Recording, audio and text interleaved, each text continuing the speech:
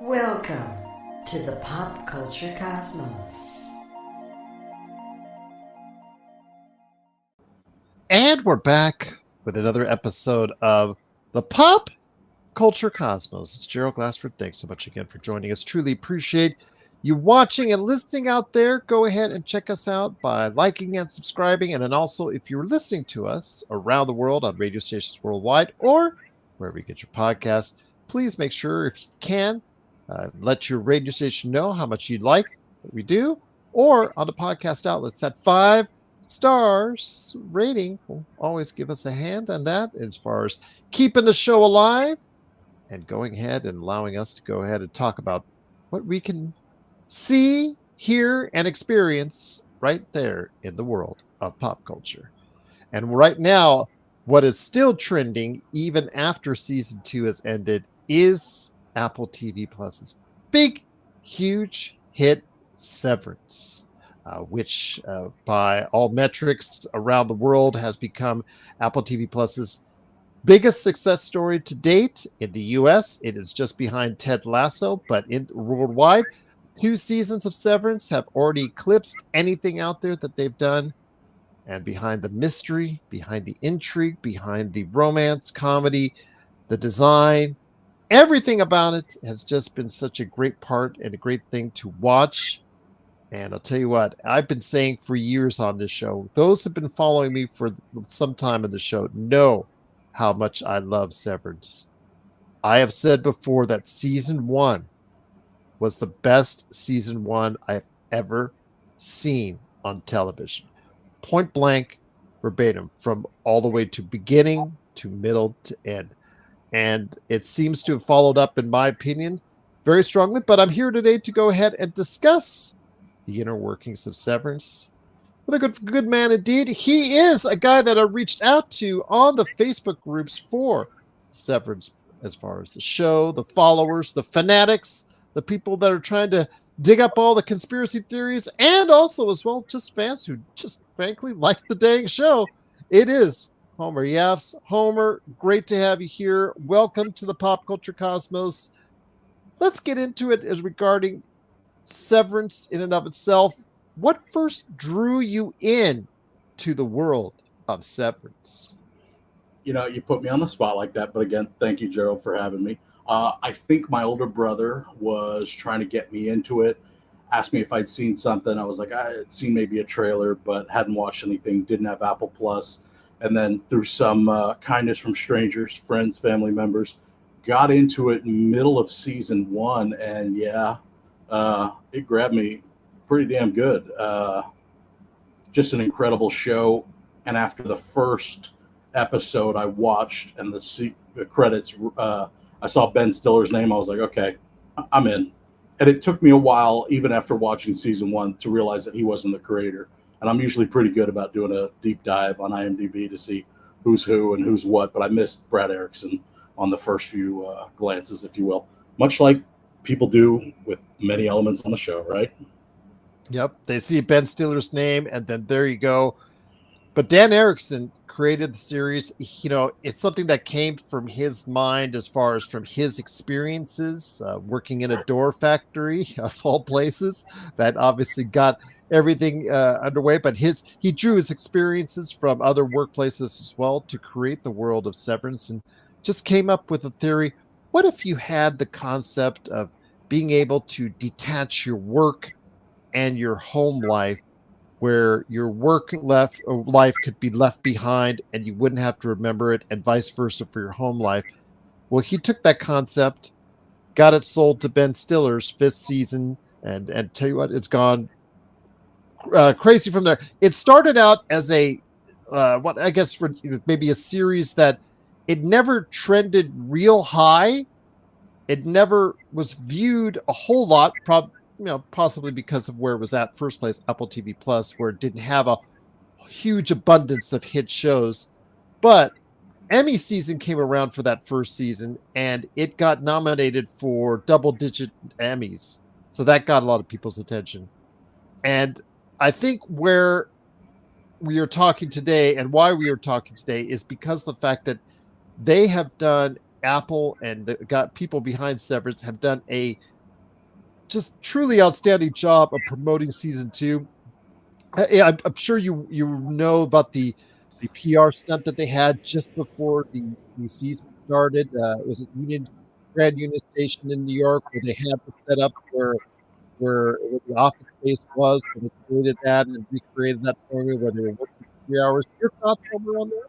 And I was going to say, without even knowing, seeing the publicity stills and everything blow up on social about it before the season 2 premiere, what another tongue-in-cheek hint to the people who knew at that time to set it up in a train station, if you will, or where the location. And again, it just speaks to the bigger, I don't want to say all-seeing or omniscient planning of these showrunners, but just understanding after the 9th episode why they chose that spot to do it.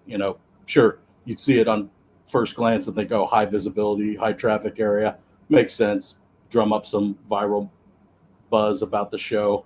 But that location too had layers to it that we didn't even realize at that time. And again, never knew. I kind of went into the show very green, if you will, didn't know much about it. I think I had heard Ben Stiller's name, loved Adam Scott, huge fan of his from Party Down previously. And I think Turturro's name hit, Ken's name hit, Patricia Arquette's name hit. And I don't know everybody, but I'm pretty damn sharp on the ones that have impressed me previously, and didn't know anything about Dan Erickson and the Door Factory revelation that I'm just learning right now. I love this show because every day or every time I delve back in, it's like I get to peel back an additional layer to it, that layer of intrigue and discovery. And you and I, over the years, I'm sure you've seen so many of these public relations things that they do, or the standard interviews that you and I go through. We watch. I've actually interviewed people that have been on those.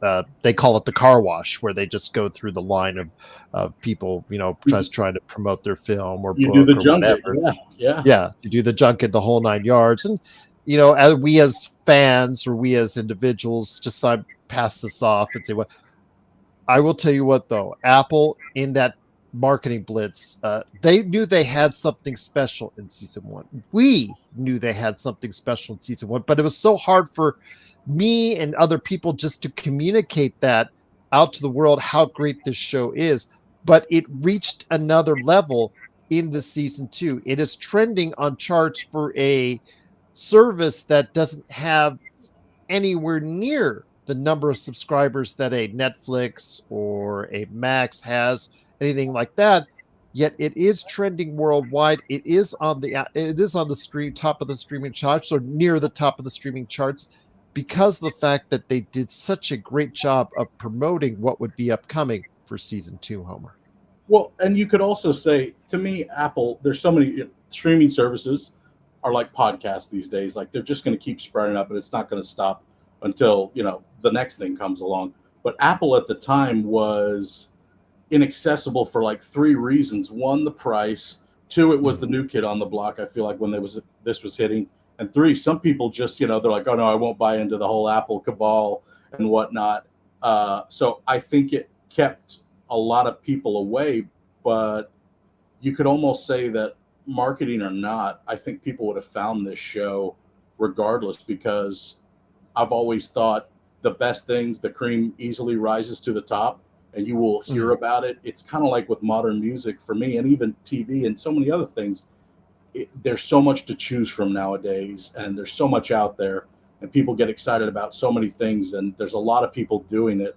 But I've always wondered, how many recommendations do I hear is something just a flash in the pan, or it's not going to last, or it's not going to live up to the hype. And it's okay when I hear something once, if I'm not into it, or I don't go to it, I let it be. If I hear about it 2 times, I might give it a second try if I didn't like it, or give it another shot. But like 3 times, and eventually, like I said, the best stuff usually rises above all the rest, and you can find it one way or another. And it'd be interesting to know who's going to pick this up beyond Apple Plus streaming, and what like Blu-ray sales are like, and downloads on iTunes and whatnot for it. because it's going to get itself out there. The best stuff always does. And hell, I'd be interested to see the metadata on how much has been pirated, even, for the people who just, won't do it that way.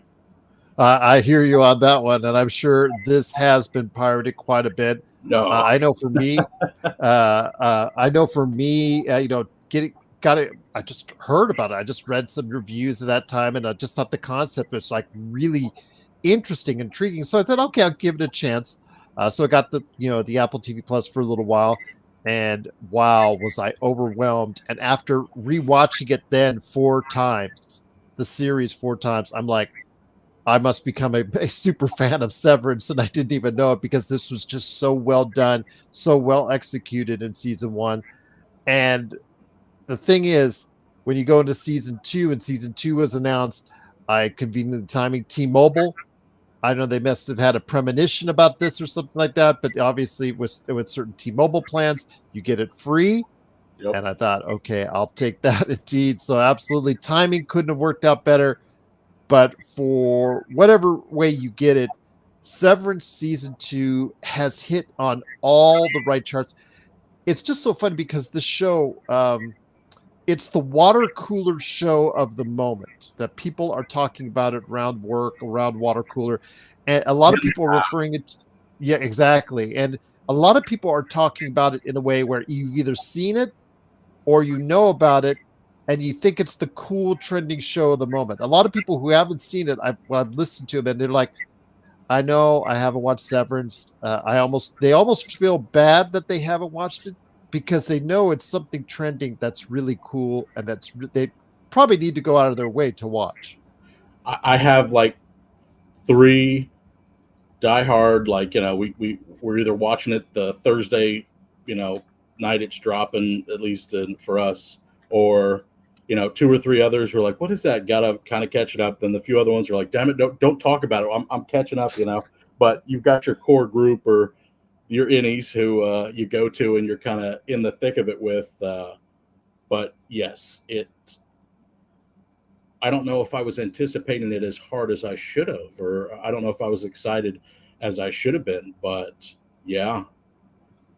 Oh, they've done a great job indeed.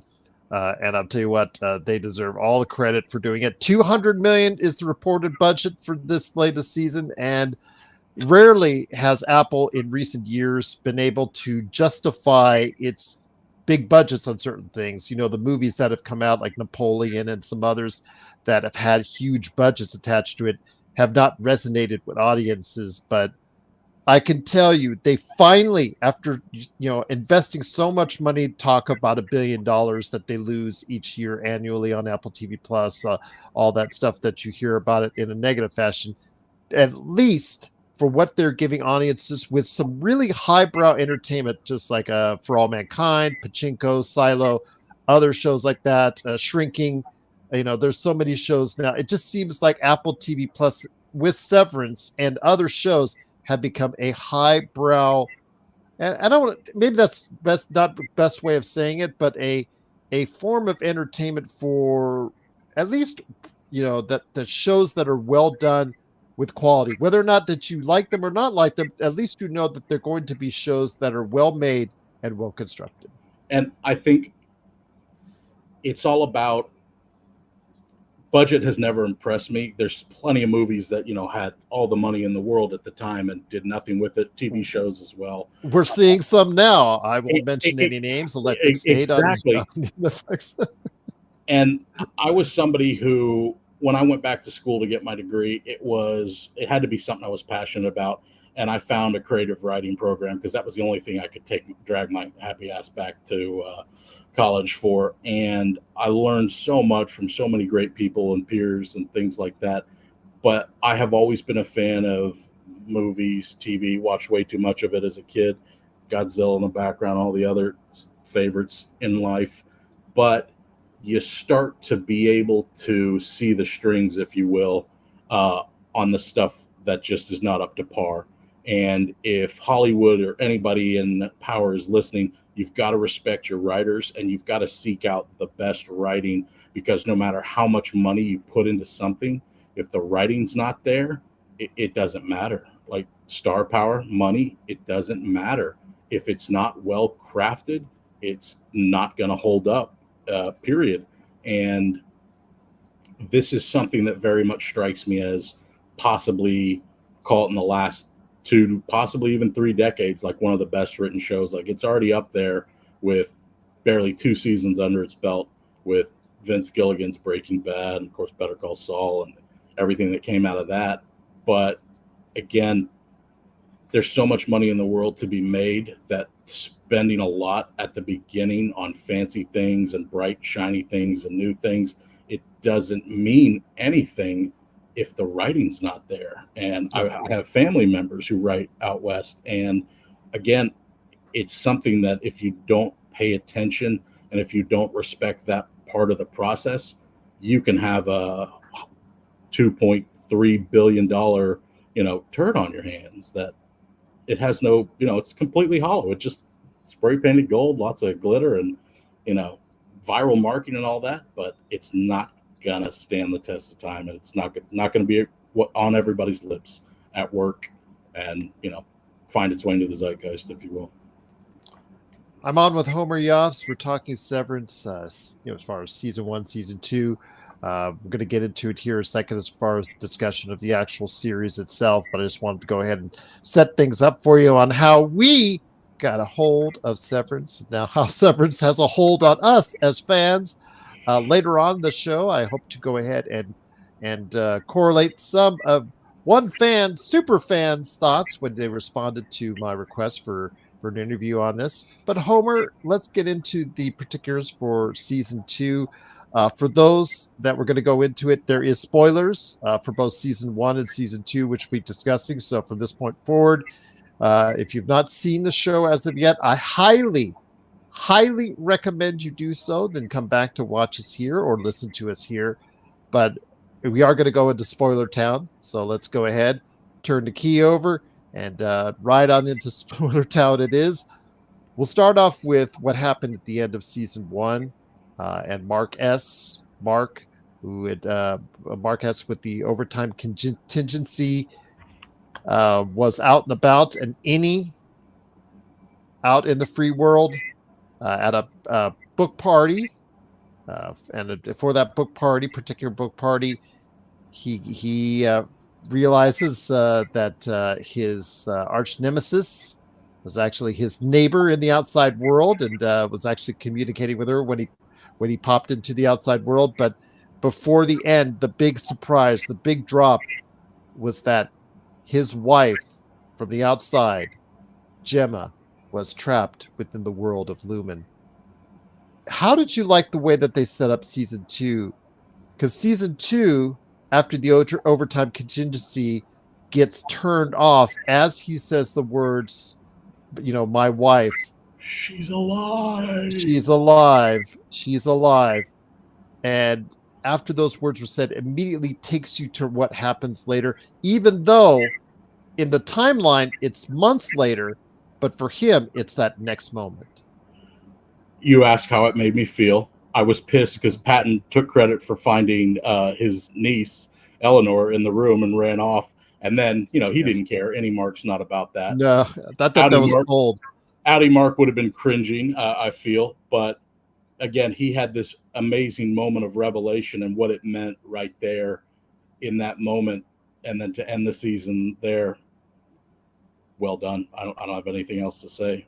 But when coming out of it and into season 2, we pick up right where they left off as far as the innie Mark is concerned. But a couple months had passed as far as the timeline is concerned.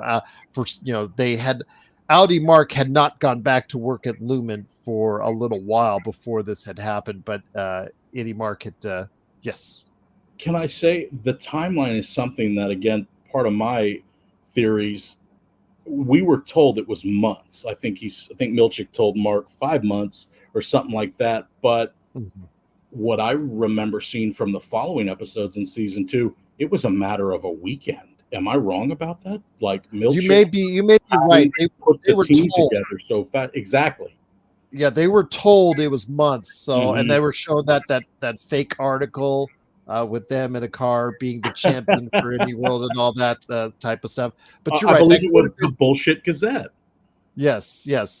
They could have gone into that prospect of being told it could have taken place over the course of a very short period of time, and could have been that next weekend. But they were told months, and then they were shown, and once all four of the MDR workers, macro data refinement workers, were reunited. They were taken to the new, really redesigned break room, where they were shown a video supposedly championing them, and also saying that Lumen supports them and has their back, voiced conveniently by Keanu Reeves on that. But Yeah. that first episode, coming back with Mark's long run through the hallway, that actually in real life, speaking of months, did take months to go ahead and film using special cameras and different segments of that done in different ways. If there's plenty of videos out there, if you want to go ahead and check out their explanation on doing it. But your thoughts on how they started up the season for season 2? Now, this was the teaser that Apple dropped before the preview, before the premiere of season 2, and I watched that. Looking for as Mark looking for the wellness office. Correct. He ran straight there, and I don't think I picked up on this even in season 1, but it dawned on me at some point in season 2 just how much the innies are rats in a maze and running that maze. And Mark, from the change from the start of season 1 to him having this leisurely stroll through his way into the maze, right to the MDR department, versus him running the maze at the start of season 2. And I don't think I realized he was going right to the wellness center, and then ran in there. And yeah, I missed that tree so damn much. I'm so mad at the Lumen grounds crew or whoever it was who redesigned the Miss Casey's office, because that was a beautiful, beautiful space from season 1. I hope to see it restored in future seasons. That's true, but we'll see if there have to be a new wellness director, or, spoilers again, will there be a return for Miss Casey? But again, that will be something that people will be speculating on until season 3 begins. That's for sure. But getting into it, episode 2 starts to evolve where they talk about what happened with the overtime contingency from the perspective of the Audis.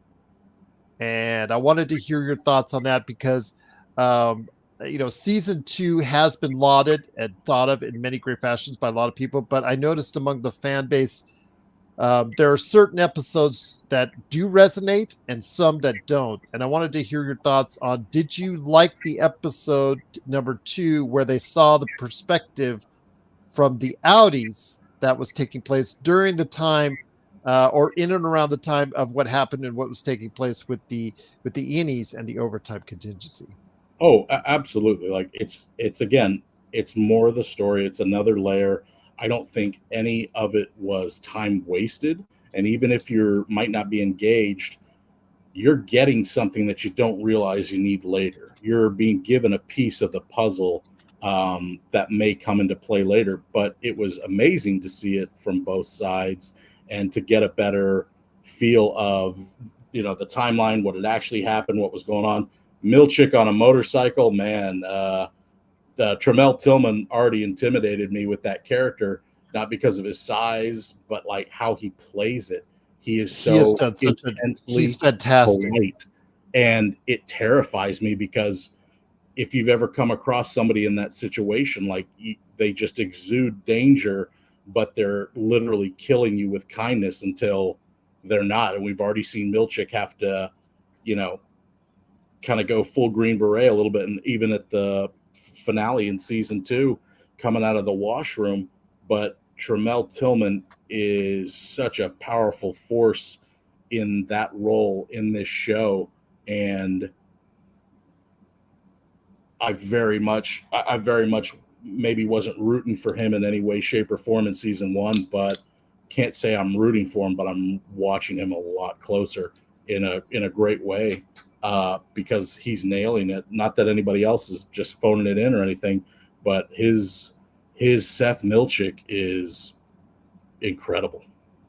Absolutely. And you find out even more over the course of the season about Milchek and the fact that he has been such a devoted individual to Lumen, but Lumen may not be always, having his best interest at heart. You see his evaluation during the course of the season. You also see the fact that he has some measure of defiance while still trying to do the job and commit to his job the best as possible. We'll see where his loyalty lies in season 3. But Tremel Tillman, like you said, someone who was not previously out there in the, I guess the audience space, as far as, at a large level recognizable, but he has done absolutely him, Britt Lauer. Those are fresh faces on the scene that have just done it absolutely decent as well, as far as who plays Gemma and Miss Casey. They've done a tremendous job keeping up with these well-known actors like Adam Scott, Christopher Walken, John Turturro, just the list goes on of the individuals that you know. But they brought the thing why that this show works so well is, yes, you have the established characters and established actors, but you found a litany of great actors who are now getting their time in the sun as well.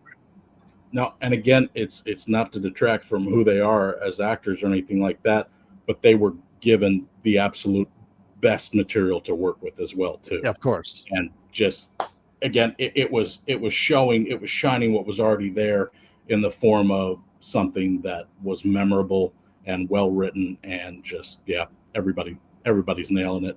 And when I said Tremel Tillman is incredible, he's incredibly terrifying in the best way possible, Mr. Milkshake, haunting my dreams. That he does indeed. With his famous mustache that he always gets asked about in interviews. It's absolutely hilarious to see his responses to it. But he is taking it all with a great stride. And yes, I'm just to see this entire cast doing so well, and just like you said, taking the writing, and that's already at such a great level, and taking it even higher. It's just great to see how all this is continuing to persist and continue to develop over the course of these 2 seasons so far.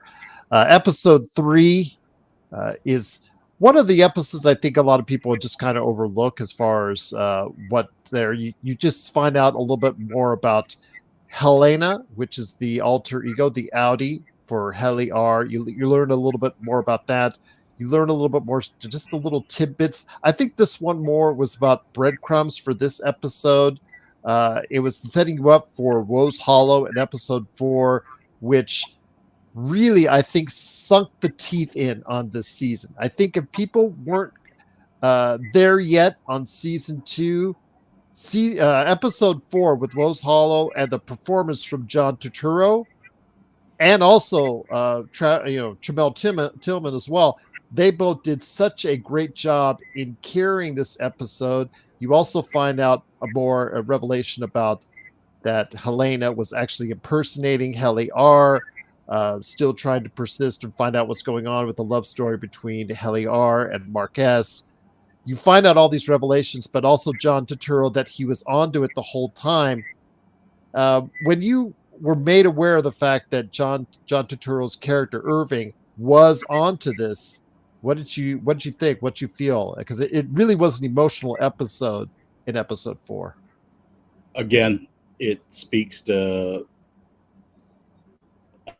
I'm blanking on her name. It speaks to Heli's that actress, Britt, I believe. Britt Lauer. Britt yes. Lauer's incredible talent this season. Was completely fooled, but that doesn't mean anything. And when Irving said Heli was never cruel, and oh man, I got chills, because I was still, the gears were all falling into place as something else went completely off the rails in my mind. And that whole scene at the end of their Ortbo, going back and watching it 2 or 3 times, again, picking up on things that I either missed the first time around because I was so shocked, wasn't paying attention, or didn't have the context to understand what it meant at the time after additional episodes afterwards. But that whole that whole episode, and then to end on that exchange was heart-wrenching. And watching it again, it's one of the episodes I've watched more recently again, we haven't seen a return yet of Irving B, and I'm pretty sure him and Mr. Milchick are going to have it out when and if he does come back, because that sign off right there in the Ortbo was it was haunting. Not only what Irving had revealed, understood, and sacrificed, but he basically just he sacrificed himself for some greater mission that we still don't even understand. And he killed himself for his coworkers, for his family, right then and there. I hope it's not forever, because yeah, let's face it, Gemma came back. I really hope we haven't seen the last of Irving B, because I'm excited to know more about what he's up to. But Woe's Hollow was very much a peak in season 2. Absolutely. Episodes 5 and 6, we see the fallout from what happened in Woe's Hollow, but also what's developing on underneath as far as at the MDR in that level of Lumen. Trojan's Horse and Attila. I think 2 very solid episodes, absolutely setting what's upcoming for the really strong finish to the series. I know that there's still another episode that other people have had contentions with, but I will say for now, Trojan's Horse and Attila, episodes 5 and 6, where again, it's more about developing the characters after Irving's departure, still trying to go ahead and find out what's going on with the overall, what is Lumen's plan for Cold Harbor, the reintegration of Mark, which obviously you're starting to see the ill effects of in this. You learn more about Milchick and his battles with his superiors, and Mr. Drummond, per se, who plays a key role later in this season. You're seeing this develop, and what I think this show does well is not only just feed you breadcrumbs that are important in details important to stick to, but also always providing a revelation of some kind during any of these episodes, even less important episodes seemingly on the surface, that will always tie into something else larger in that season. Well, and just another point, people think like, oh, this episode's slower, they don't like it. You're building something, and you don't have the whole, and even an entire season is not the whole in this case. But to say it's slow or it's not that much, you can't slam on the gas and just keep your foot on the pedal the entire time. That's not what this series is. That's not what good things do. They should piecemeal it out to you a little bit. And even when you think that like, oh, they're just blah blah blah blah blah, get to his wife coming back, whatever. They're giving you everything. You just don't know it right there. One of the things I keep hearing is that there are no mistakes or accidents on the show. Everything is intentional. And I was rewatching Attila. I think it was the last one I finished watching before I went to bed last night, and watching the dinner between Fields, Irving, and Bert. Fields said something that, again, a whole nother layer revealed itself. When Irving asked him how he came to work at Lumen, there was the argument over the time frame again, and we can't trust anything. But Bert tells his story about Jesus, and then Fields picks up the story, as any good couple would, saying, we were having a discussion about souls, and do innies have a soul, and would they go to heaven? And Bert, thinking about becoming severed so that his innie could go to heaven, because Fields didn't want to be alone in the afterlife. And then Fields says, we took the train to church, and the sermon that day that the pastor gave was on severance and innies and their souls, and how they are a complete person and have a soul. And Fields says something, he goes, almost as if the sermon were for us, and he had been listening to our conversation earlier. And it's a throwaway line, but damn if it didn't hit me in a completely different light of course that happened. I don't think anybody came to Lumen because they needed a job. I feel like everybody was steered there for a reason at this point. Getting to the crazy theories, and that right there shows that Bert's push towards being severed or whatever it was. We still don't know. Again, everything happened on purpose. There was no accidents. It wasn't Jesus. It was Lumen pulling strings behind the scenes, even 2 decades ago, whatever it was. Um, Again, nothing is just there for a reason. I was watching it, and my friend pointed out, "Whoa!" When they're in Fields and Bert's home, when they're in the kitchen, they go, "Whoa!" They love pepper shakers, and up at the top, on top of all the cabinets, were just an array of what looked like wooden pepper shakers. Perhaps maybe they were, or pepper mills. Maybe they were all pears, like a salt and pepper thing. But if they were all pepper mills, that's something that gives away the color black. And we very much get the feeling and know that Bert is not all good from that episode. And again, this show is peppered with things like that, that if you are unsatisfied with how the plot or the story is progressing along, you're just not seeing what they want you to see at that time, or you've missed something. And it can't be about, going 1,000 miles every single episode. It takes time to do something well and right. And we can see that in these quote unquote slower episodes, or call it lower rated episodes. Bert was played by the great Christopher Walken, as the love story between those two still was it mixed in there from season 1. So it was great to see that still evolving over the course of this season as well. Again, leading into what we saw with Mark at the end of episode 6, really feeling the effects of the reintegration and collapsing, which leads us into what many are calling the best episode of the bunch, which is saying something because there's a lot of great episodes in this season as well. Shikai Bardo is the episode title. It is episode 7. It was directed by Jessica Lee Gagne, who is the cinematographer. This was her first foray, I believe, as far as a major property, as far as directing, which I'm assuming after this, we're going to see a lot more of her in the director's chair. I'm just going to say that out loud because I think Ben Stiller has said it on the podcast as well. But basically, it's a timeline because a lot of people wanted to know and get to understand, from the Audis, Gemma and Mark, how did these two? Why is Mark so passionate? Audi Mark so passionate about trying to forget what happened to his wife getting in a car accident, which you find out from season 1, and you realize as through this timeline, and they did such a good job of this. As the director said in in interviews after, she only had 20 minutes to get you as an audience out there convinced about how these two cared for each other and the trials and tribulations that they went through, a miscarriage, other things, whether that was whether the whole thing, as far as the meeting at a blood drive, their relationship, the miscarriage, all of that was orchestrated by Lumen. I'll let you go ahead and determine that, but the way they went ahead and orchestrated and were able to show you this timeline and why they have the feelings that they do for each other. It was just so good to see how it happened. So well produced, so well done.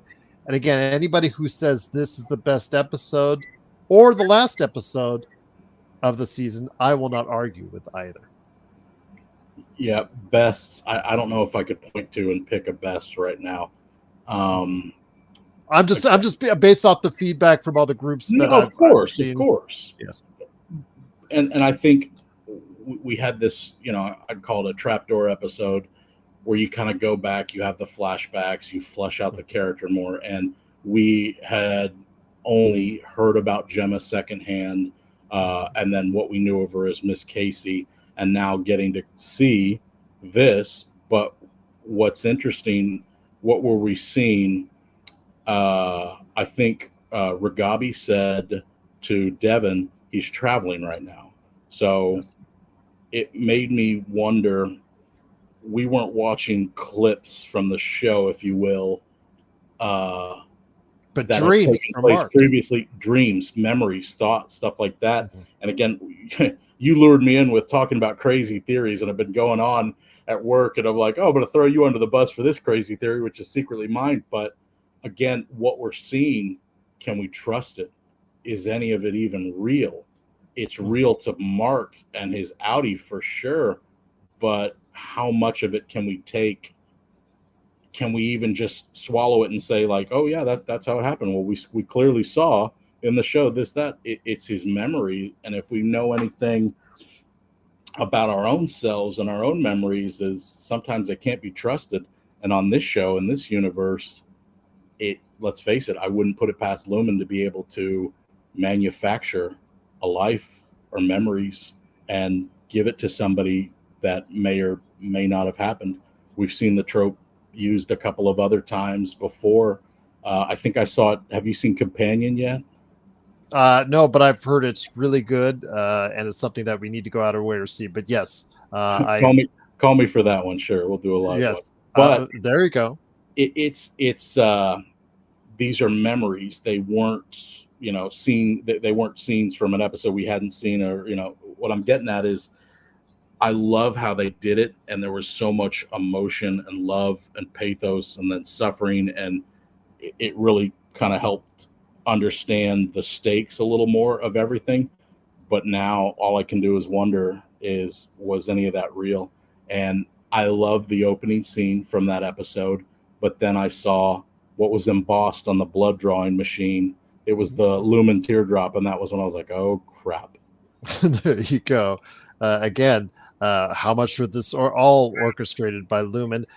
Correlating in this episode, just wanted to let everybody know, if you did not see the episode yet, and again, spoilers, and you should watch this show if you haven't already. But in this episode, you see Gemma and her current predicament during that period of time in the show, where she is trapped in the testing floor, seemingly, like you talked about rats, experimental rats. She is the experimental rat being sent to one room after another, which we see as the names of which we find out later are the files that were previously completed by Mark S. In an intriguing interweb of not so coincidental things happening there, as far as how these and again, it just leads to the writing. It leads to the detail about how all these things are intertwining with each other. We get to episode 8, and episode 8, I think, is the one that is most, how should I say, diverse in their opinions on. It's Sweet Vitriol, because it takes Cobell, Harmony Cobell, who was the manager of the Severed Floor in season 1. She was on the outs and on the run because she was worried about Lumen following her at every as far as being able to follow her. And you find that out early in season 2 that she's on the run. She goes back to her past and looks into her past, and you find it more. What's interesting to me about the 8 is you find more about the cult of Lumen, the hold that Lumen has on people over towns, what happens when Lumen leaves, the life that there is after that. It's just interesting. I understand, again, a lot of people have issue with the pacing of that episode, or the look, or the fact that it just doesn't concentrate on a very many large amount of characters. But for me, it was intriguing because you find out more of an aspect of the Lumen society, of the Lumen collective, that you might not have been able to give it a chance to, had you not been able to get another season out of this. And Sweet Vitriol brought back Patricia Arquette, and I had missed her the entire time, and how she exited at the end of episode 1 or 2, where Mark finally confronted her out front of their houses, and getting her back. This episode was not what I expected it to be. I don't know what I did, but again, it was incredible seeing the footprint, or rather the scar, Lumen left behind it. And somebody pointed out to me, it may have been on one of the forums, even somebody said, oh, when she got to Salt's Neck, the big wide shots, we got to see the cold harbor that is Salt's Neck and the old Lumen factory. And I want to say it was an ether processing plant. I don't quite have those answers. But again, to see the scarred town in that frozen landscape, it reminded me of the few times I've been in like a ghost town, or there was a strip mining operation or something like that. That place was squeezed dry and then some. And again, pacing aside and things like that, we're getting more of the story, and so many things, again, so many pieces fell into place with this. It made me question like all of Kier's teachings and all that stuff.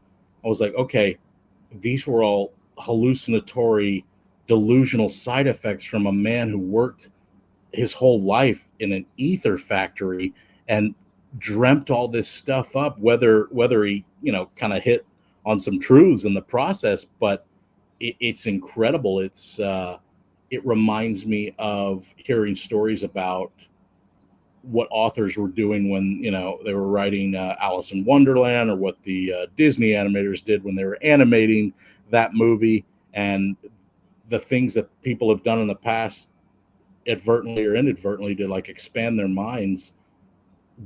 I had a better understanding of the mythos of Lumen and like the goddom of Kier that these innies have bought into, and that the employees at Lumen have bought into, and for some at the cost of their lives, their health, their family, their loved ones, and anything else. Again, as far as popularity and pacing go, it was just the next step in this journey.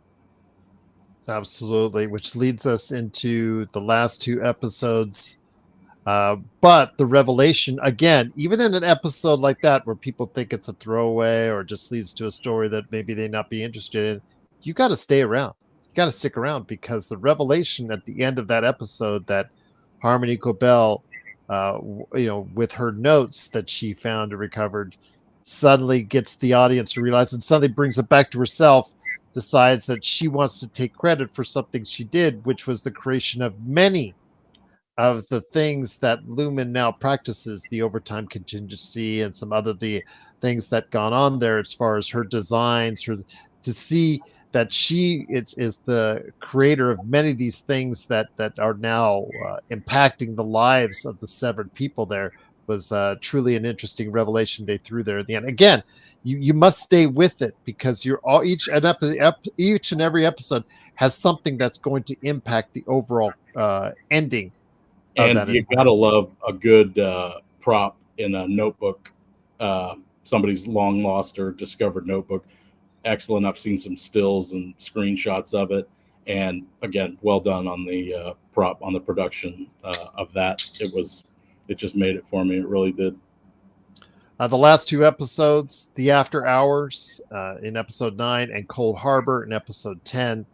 I will say episode 9 sets everything up really nicely in regards to not only the fact that there's a meeting that takes place, because Cobell comes back into the picture, meets with Mark and Devin, Mark Scout and his sister Devin, in regards to what they can do to try and save Gemma. Cobell coming to the realization that maybe Lumen may not have been following Lumen so closely, may not have been her best interest, now wants to help Mark, which again, he's very reluctant to believe at first, but at this point, because he wants to save his wife, at least Audi Mark wants to save his wife, he agrees to what happens. So they go to the birthing cabin. They go to which is a birthing cabin that was shown in season 1 as a place where people could go ahead, women could go ahead and sever their memories from having to deal with any of the pain of childbirth. So that is a way that they trigger a conversation that takes place in episode 10, Cold Harbor, between Mark S. and Mark Scout. Your thoughts on how they coordinated all that in the birthing cabin, leading to one of the most important conversations in the entire series. Mark Scout trying to convince Mark S. to help him retrieve his wife Gemma through the floors of Lumen. And I got really upset in that scene in the finale when they started arguing. I was like, shit, shit, shit. It's another setback. Pardon me. And it wasn't. It was a really, really good scene, and it makes perfect sense. It was almost like a premature version of reintegration, and it makes me wonder, should reintegration ever get achieved by Mark or any of the innies? We saw what happened to Petey. No wonder Petey dropped dead. If they had been able to successfully reintegrate Mark with himself, his innie and his outie, what would that conversation have looked like or taken place in his head and his body? How would it have manifested physically? And it was better that they had the camera and the inside, the outside, back and forth. And it was great because, what was it? Outie Mark had the inside of the cabin, and Innie Mark had the maybe inside. I had that backwards. Okay. Innie Mark had the inside of the cabin. Outie Mark had the outside of the cabin. That's right. Yeah, he was kind of like out in the cold or whatever. Now, I've only seen the finale once of season 2, and again, I can't wait to go back and pull it apart a little more and see what was going on there. But yeah, I got really nervous and upset when they started fighting, because I was like, shh, yeah. I knew it wasn't going to lead to any kind of happy ending or great things. But you don't want the happy ending in this right now. At least, I would watch 10 more seasons of this, unfortunately. Could it go on for that? Who the hell knows? But yeah, you don't get the best stuff. They're like, oh, everything worked out great. Oh, we had a conversation. Everybody was nice and polite. I complimented his hair, even though Adam Scott could have pulled it off. It was great to see him fighting with each other. But again, all it did was make me anxious.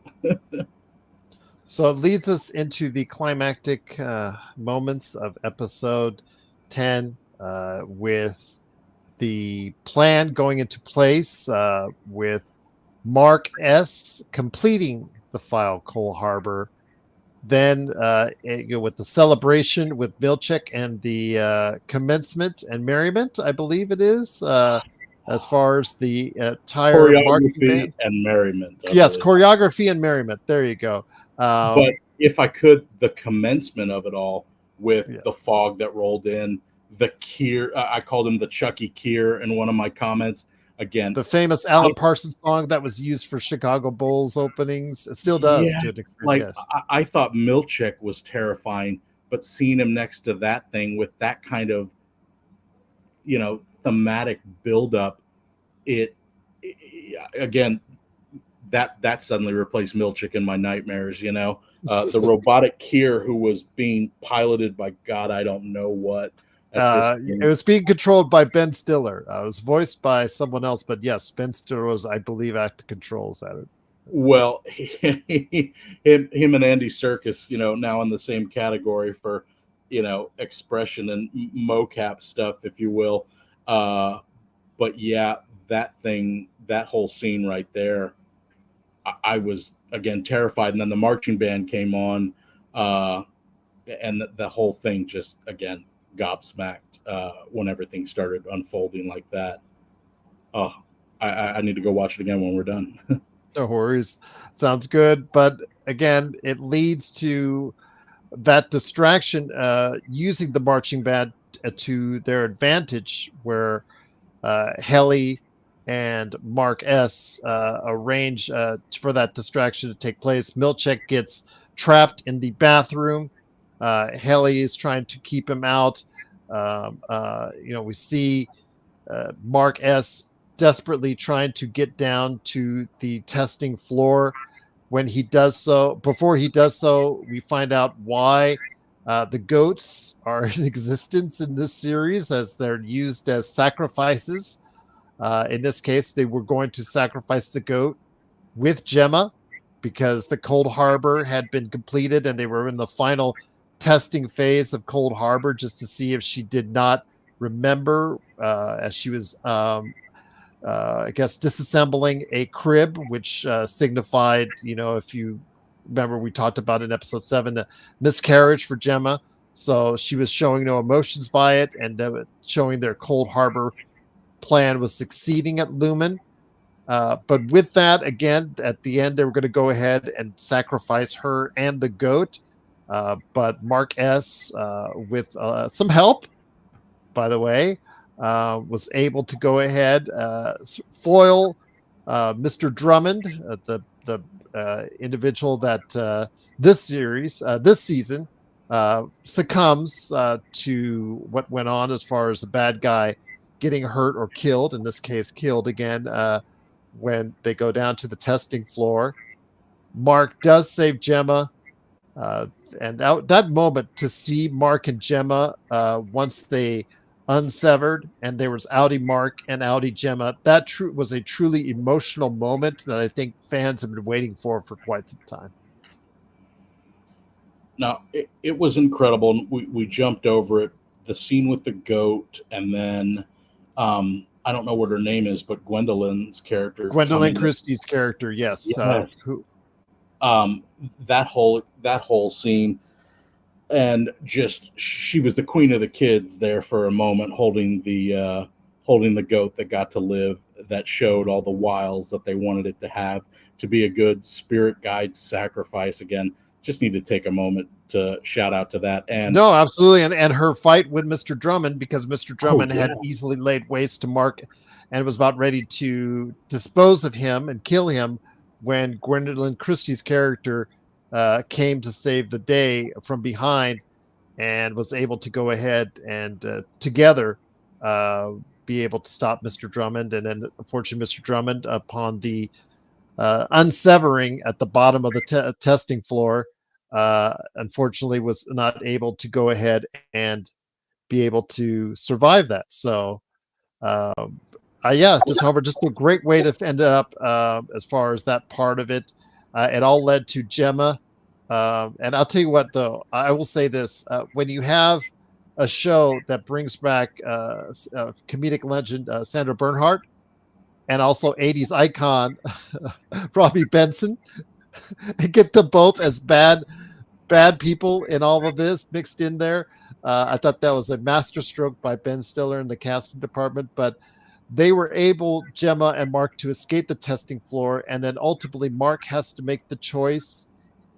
Once they come up to the severed floor, Mark has to make the choice. Does he go with Gemma, who is Miss Casey at the moment, when she goes up to the severed floor, and get her out of there? Does he follow her, or does he stay with his true love in the severed floor, Helly R? We all know the answer if you watch the episode. He makes the choice. He saves Gemma by getting her off that severed floor, but he makes the choice himself because he has no emotional attachment to her like his Audi does.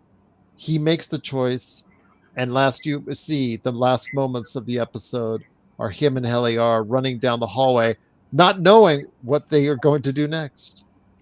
And all the while, the Egan watching it unfold, with everything, and just, again, seeing a whole nother layer of the monitoring that's happening on the severed floor, and hell, everywhere probably in that town, and definitely on company grounds.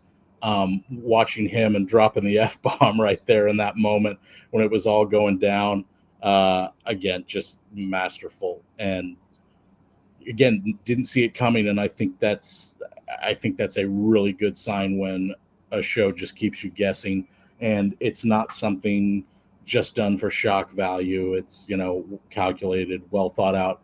And the sad part is, I hate to admit, when I was going into the finale, I was just buckled in, ready to go for the ride. I had no idea what I was expecting to happen in earnest, and I should have looked back and known there was this big choice coming for Mark, but I thought a lot more was either going to take place, or the people who were absent for the finale, and I guess I thought there was going to be more happening. Devin, Rickon, Bert, Irving, just none of them part of it. Milchick and things like that. Now I'm ready for season 3, episode 1's premiere at this point, because again, got left with a lot of questions dangling at the end of that episode. So let me ask you this, because it was said and asked on many interviews after the series to Ben Stiller. And Ben Stiller's comment was, well, he didn't want to try and see if they can upstage what happened at the end of season 1. and she's alive. That, because how that season ended was just such a great way to end it on such a cliffhanger. And he said there was talk when he was in the hallway, and he had already just saved Gemma by sending her out the door into the real world, and he evolved into Gemma, but he had the choice between Heliar, that's on the other side of the hallway, or his Audi wife Gemma, that's right behind the door. All he had to do was choose one. There was a temptation in the original talk, I guess, was that it was going to end right there with him, still deciding what choice does he make. But they chose ultimately to go ahead and show that he made the choice. He chose Any Mark. Any Mark chose to stay in on the severed floor and run off with Heliar to God knows where. So you see them running off. Your thoughts, looking back on it now, do you agree with the decision to show what happened? Or do you think that maybe it should have ended on another cliffhanger like season 1? I liked how they did it. I like that we know that much at least, because we still have so many things that we don't know and now questions. But everybody's saying like, "Oh, he saved Gemma. He saved Gemma." I'm like, did he? He got her. He got her into the threshold of the stairwell, and to me, she's still in Lumen. Like, what's to prevent the next underling that's in line behind Mr. Drummond to come in, collect her, and take her right back down to where she was? I mean, as far as I see it, from the corporate point of view, she's still Lumen's property and very much well within its bounds. I don't see that Mark saved Gemma at all in that moment. I see he did what he set out to do, and I think Any Mark thought his responsibility was done, but I don't see it as him saving Gemma, and the choice he made now makes sense, and always had, because it would have been interesting to see them, had Mark chosen the other way or gone the other way, and Any Mark jumped into the stairwell with Gemma. It would have been interesting to see, or end it there, to know, like, what do we do now type situation. And it makes me wonder where they're going to go with it, because it just created a whole new set of problems for me. I really liked how it ended. I love them running off to that beautiful song, and we've been talking about the production, the acting, and the design, but like the music has just been incredible too. I hadn't heard that song since played on the oldies station at one point a while back. I believe it's the Mel Torme song. Am I correct on that? The Windmills in My Mind. I'm not sure. I believe I saw on the, because I watch it with the captions. I think it may have been his version. I have to look it up. But even when Dr. Maurer was humming, I had to look up the Gordon Lightfoot song, The Wreck of the Edmund Fitzgerald, and I was listening to that a lot during the middle of the season, trying to get information from what that song was and what its meaning was. And it's about a ship that goes down on Lake Michigan, which, again, we want to get into some theories. I feel that Lumen is in this world, wherever PE is, it's somewhere near the Great Lakes, obviously. And the Wreck of the Edmund Fitzgerald was about a ship that went down in Cold Harbor. To me, was pointing towards Gemma's on the testing floor, drowning possibly in the Cold Harbor room.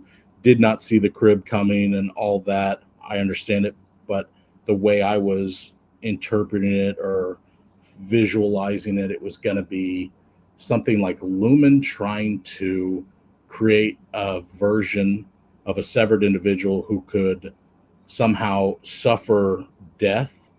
And, they would talk to Gemma, would you, be more afraid of drowning or suffocating during a mudslide or whatever?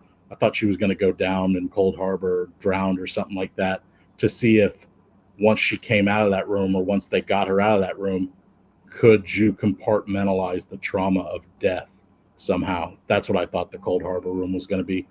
They kept saying she was going to die had she got there, and I was expecting something along those lines, just based on my nonsense running around the windmills of my mind. No worries. This version was sung by Mel Torme. To let everybody know out there. Yes. So, I will say though, it was a fantastic season. It was really hard to live up to the standards of season one, which I commented on earlier. I will say season two did a fantastic job in what it wanted to do. It told the overarching narrative while still getting to develop its characters and their relationships. I know for some people they wanted a little bit more in certain aspects, but for the most part, everyone seems to be overwhelmingly happy, and they're all asking questions on various aspects of the show. But I have to ask you, before I go ahead and bring in some fan notes as far as someone that left on one of the Facebook forum groups, your thoughts on season two, and where do we go from here in season three? I only have wild theories at this point. Thoughts? You're more than welcome to share. Right. So I've been harping this whole time because before season two began, and even during, I went back and rewatched season one after the season two premiere, and just seeing everything again, the new layers that unfolded and things like that, and the things I had convinced myself were true before season two was even done. Uh, the first being that Rickon is a severed Egan, a child of possibly James Egan or a cousin of Helly. I'm not sure exactly what, but he very much feels like a modern take on Keir. And there's so many things pointed out to it: the beds, the goat sculpture, his writings, the book.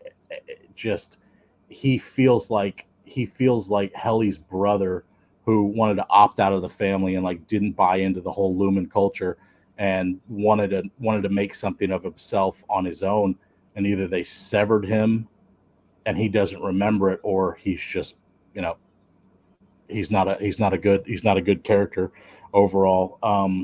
Again, going back to season one and just seeing all the things in the full spectrum of that season with the new stuff that came up in season two. Mark and Devin share a moment in that first episode of season one after the dinner party. Mark says, "For the life of your unborn child, I won't. I'll wait till she's born and then kill you." And I thought season two was going to finish up with Mark somehow following through on that promise, and a really terrible revelation of Devin and Rickon not being who they say they are, or something like that. Um, and then I got on a tear about James Egan as well too. He's already in the perpetuity wing, and as far as we know, everybody in there is deceased. Like maybe his date of death wasn't on there, but the whole time, and even at the beginning of season two, we see that shadowy figure kind of popping in the background, looking over Mark's shoulder from down the hall when he first goes to the wellness room, and then disappearing. And this whole time in season two, my mind's been mulling it all over, and I don't trust anything, even my own theories. And I love that this show is doing that. But one of the biggest things I think is I don't think James Egan is alive, or at least not in the sense that some of the other characters are. I think James Egan is either dead already, or he is in some kind of like vegetative state, and he can move around the severed floor because of some procedure. I don't know. But I feel like he can also pop in on anybody who is severed and has the severance chip and like project himself. And he's there because it's real in their heads, and he's there. But I very much feel like we don't know what's going on with him. And I just got really ghosty, ethereal vibes from him. And I've been harping on it. But then Cold Harbor, there were some things because it looked like he was going to strike Helly, but they never touched. And in season one, when Helly meets her father in the bathroom, nobody else is in there. Natalie announces, Helena, your father wants to speak with you. And then he's in there. Nobody else sees him. He's standing at the back of the Friends of Lumen meeting at the end of season one. Nobody's interacting with the CEO or owner or the creator of the Severance chip in that moment. Like something's off about him, and I don't think he's entirely there. I think his interactions with Helena with any other people he's had, they don't scream to me that that's a alive and well human being. That he feels like a ghost, and whatever that is in this universe, that world. He talked about he was so upset with Helena that he knocked over a dish of candies. And to me, sure, at surface level, had a little fit and, did that. But if he is not there, if he's not physical, if he's only some kind of like digital version of his own previous self that has some kind of, I don't know, photonic mass, I don't know, for him to knock a dish of candies off like his incredible technology right there. And you saw him interact at, I think, beginning of episode 9 with Helena at breakfast, and he poured himself some tea, but he was moaning to himself when she was eating, like he missed that a lot. And it just, again, nothing about his behavior screams that, like, one, he's a normal person, but again, I just don't think he's there in the sense that some of these other characters are. But again, I could be completely wrong and just being paranoid and projecting my wants of all this to go. Again, crazy theory, Jay Megan's a digital lumen ghost or something like that. Nothing is beyond the realm of possibility with this show. Thank you, Gerald. I'm no longer going to go ahead and say, that's crazy or whatnot, because you know what?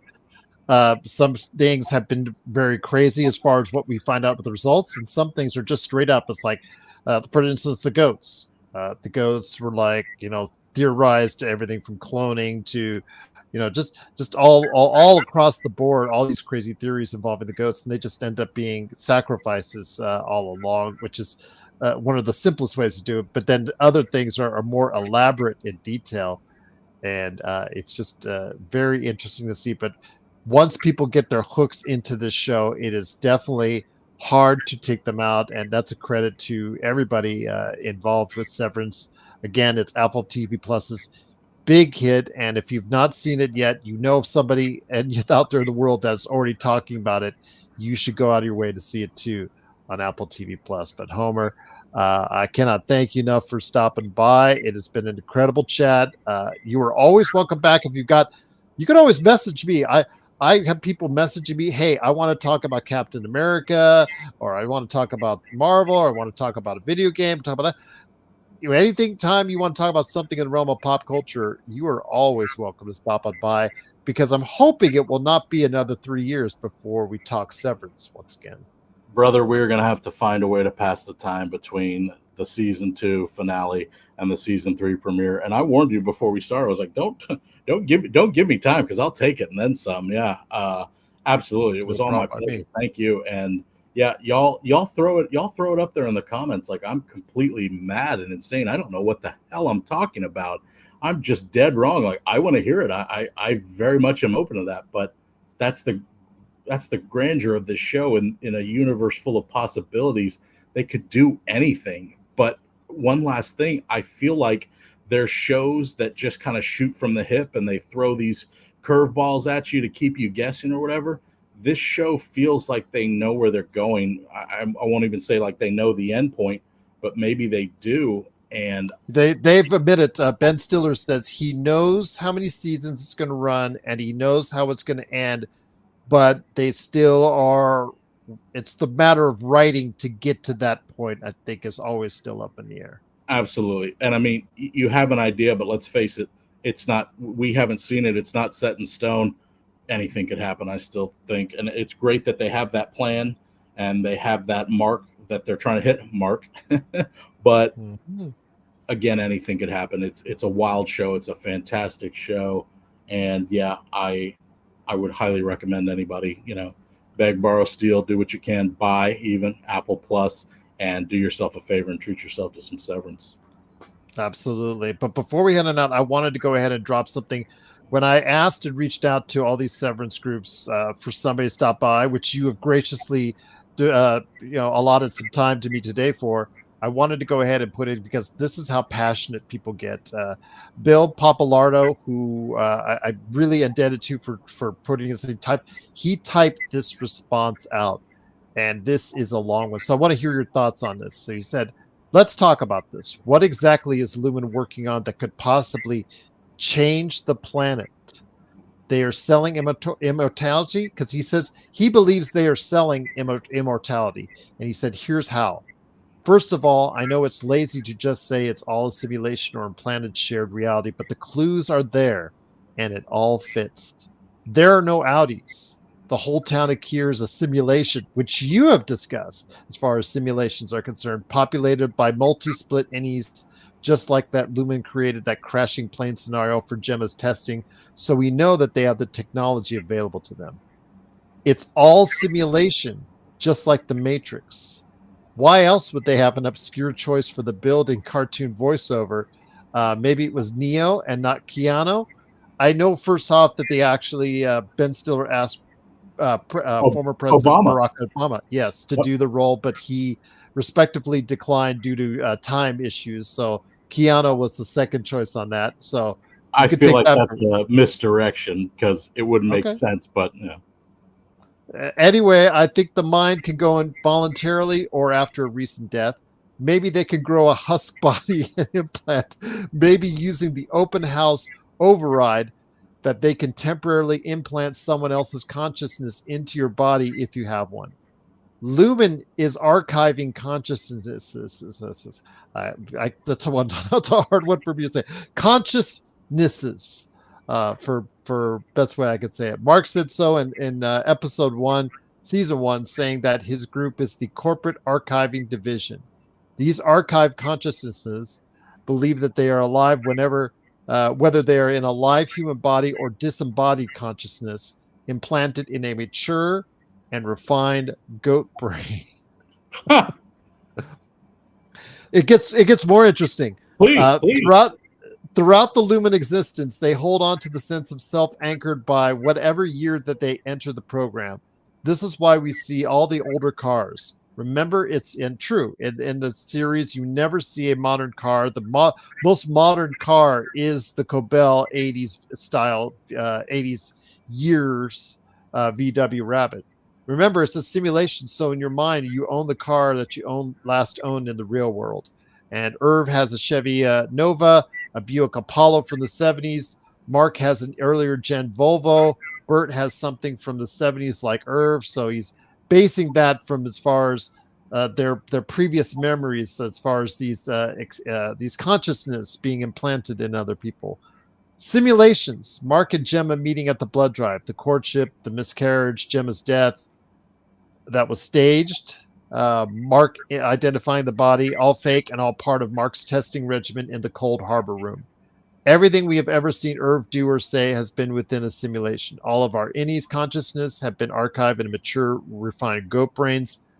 We did want to mention that Irv and Bert, in one of the last episodes, Bert does help Irv escape some treachery from Lumen because they felt that Lumen was onto him, and Bert was at one time quoted by Irving as a low-level goon.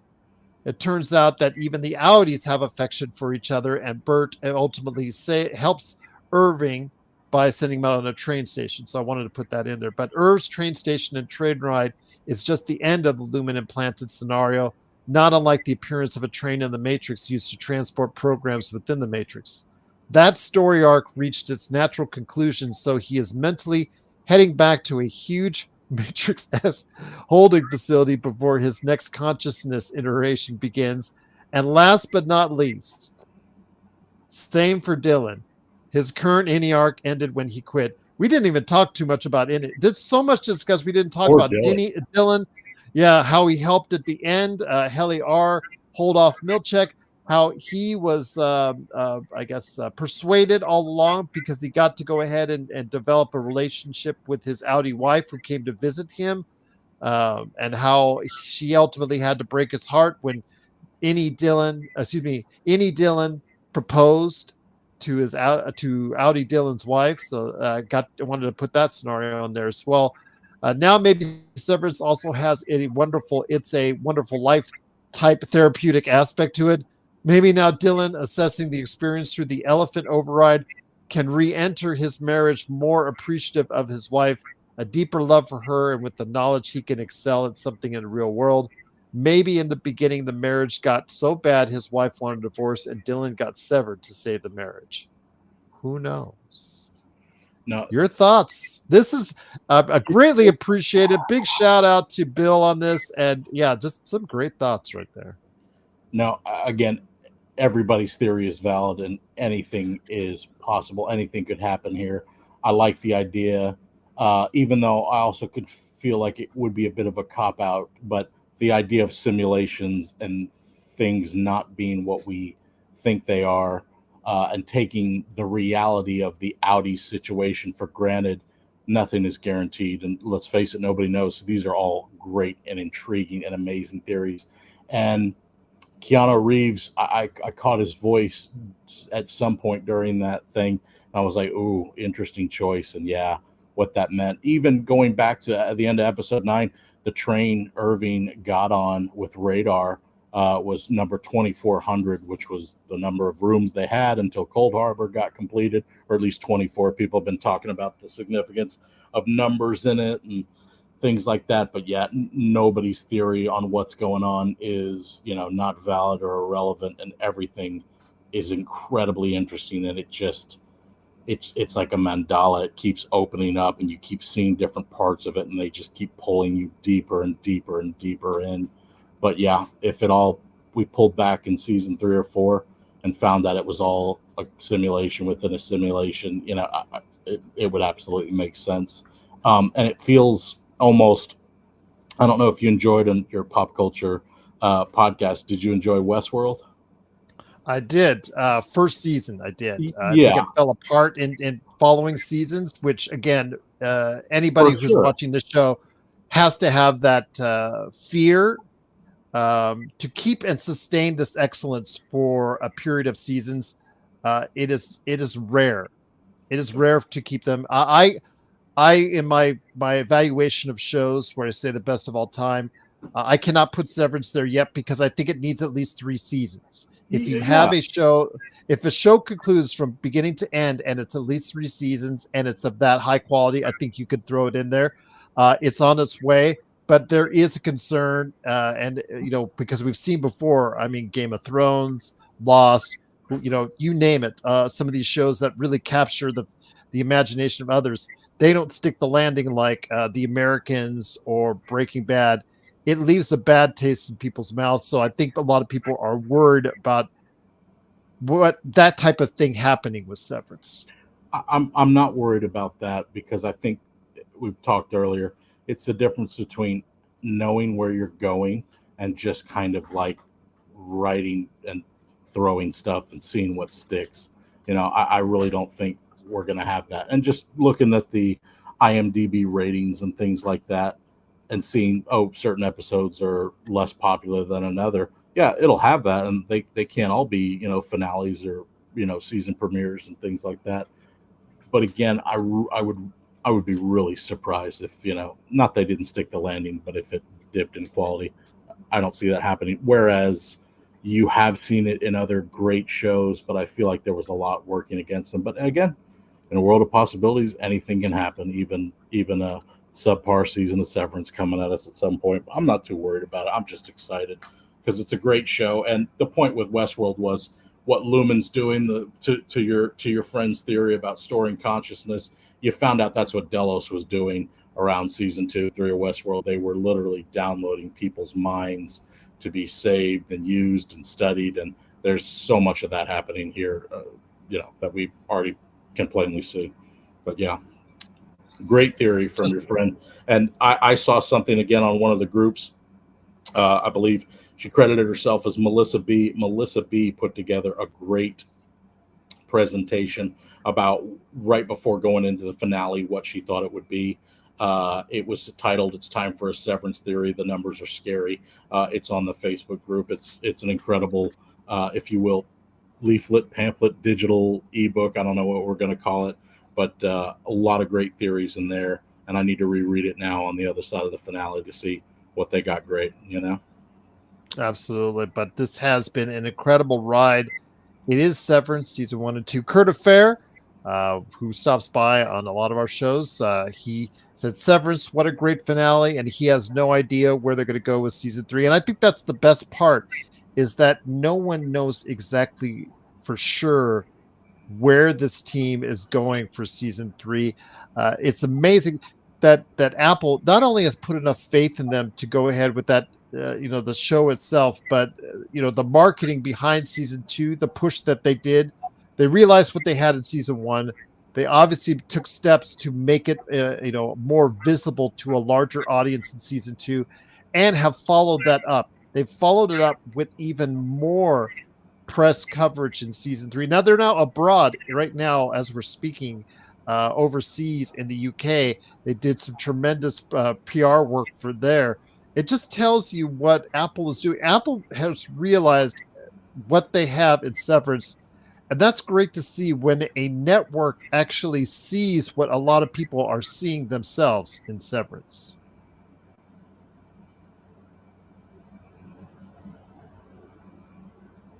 It just makes me curious.